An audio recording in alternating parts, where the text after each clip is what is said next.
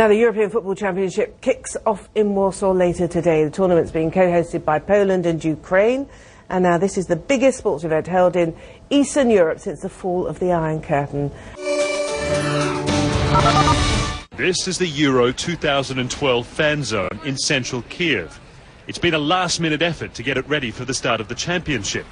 On the same street, you'll find a much more established fan site. This camp is dedicated to fighting for the freedom of Ukraine's jailed former Prime Minister, Yulia Tymoshenko. Tymoshenko was found guilty of abusing power while in office. But these people, along with European governments and the United States, believe Tymoshenko and other politicians are really being locked up for opposing Ukraine's President, Viktor Yanukovych.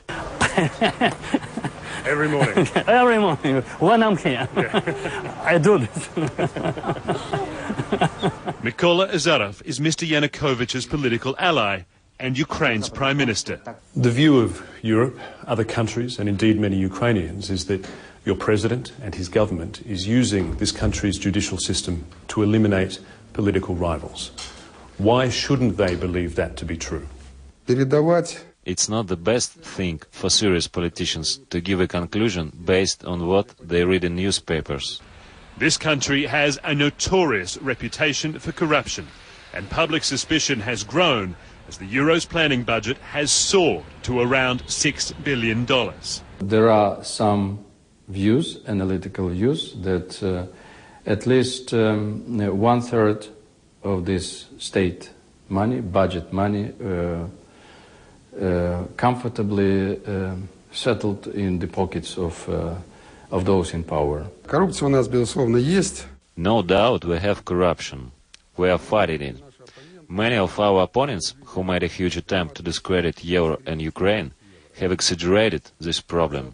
Some European governments have issued warnings for people to be careful about racist violence in Ukraine. Charles Asante Yeboah says it's good advice. He's lived here for 14 years and runs an African community centre. There have been several attacks against people of African descent, or let me put it, people who look like me in Ukraine, in various places. We have been speaking to some Ukrainian football fans who say they have never been to a football match in Ukraine because they fear physical attack because of the colour of their skin.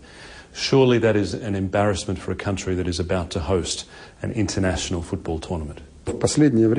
Lately, a huge campaign of absolutely unreasonable accusations was directed against Ukraine. We would like people to come over and see the situation with their own eyes. We don't have racism in our country. The Ukrainian government has many critics, but they all agree with the Prime Minister on one point. They want the world to enjoy the best of Ukraine during Euro 2012. But they also believe it's an opportunity for visitors and viewers to become better informed about the country's problems.